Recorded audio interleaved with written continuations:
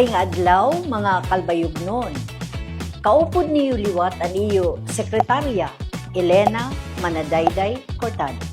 Nga nakuliwat ang iyo Vice Mayor Rex Daguman. Welcome sa atong programa na Speak Up. Diin, klaro ang balaod, klaro ang serbisyo. Manaday, ikaharani ng liwat ang Pasko ng bag-o nga tuig. Mao nga damo na liwat ang nagpapalit nga nagagamit sa luces kapaputok. Tama ka, Vice.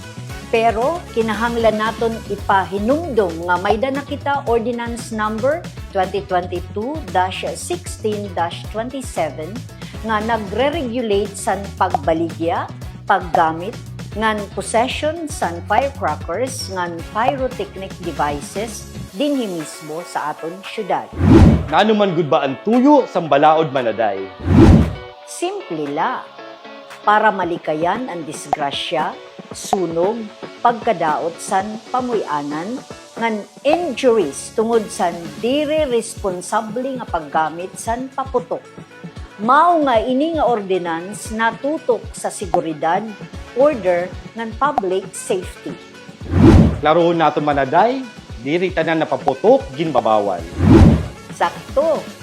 May dagihapon ginaalaw nga firecrackers sugad san baby rocket, triangulo, pulling of strings, paper cups, el jablo, kwitis ngan pipira nga pyrotechnics sugad san sparklers, fountain, Roman candle, jumbo, mabuhay, trumpilo, butterfly, luces ngan iba pa nga pailaw.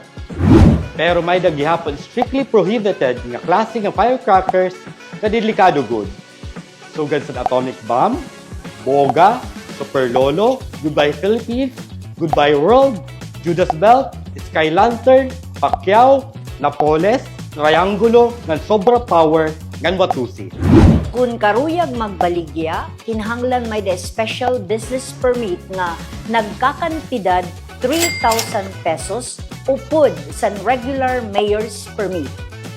Dapat registered liwat sa DTI ngan certified sa Bureau of Fire Protection. Diri pwede ang basta-basta kinahanglan legal, ngan kinahanglan responsable ang retailer. So manaday, nan ang mga penalties sa matalapas sini nga ordinansa.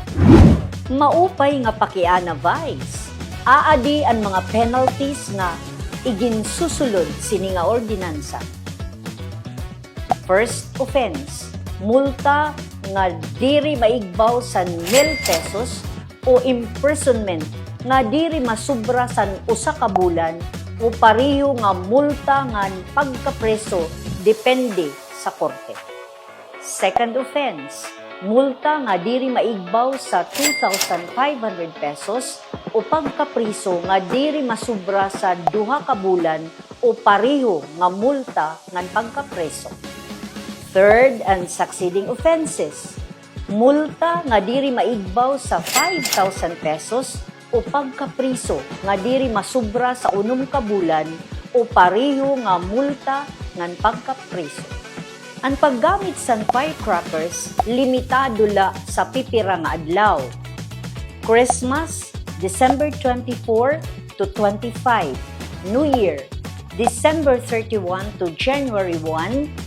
Town Fiesta, Barangay Fiesta, Eve ngan mismo nga adlaw. Charter Day of Calbayog, ngan iba pa nga adlaw nga pwede tugutan sa naton mayor. Klaro gud manaday, diri ginbabawal ang kalipay sa Pasko ngan bag-o nga tuig. Pero kinahanglan naton himuon na mas safe nga gusto. Tama, Vice. Kay ang kaluwasan sa tagsa nga kalbayugnon mas importante kaysa bisan nano nga paputok. Padayong kita mag-aram, magpakiana, nga mag-speak up.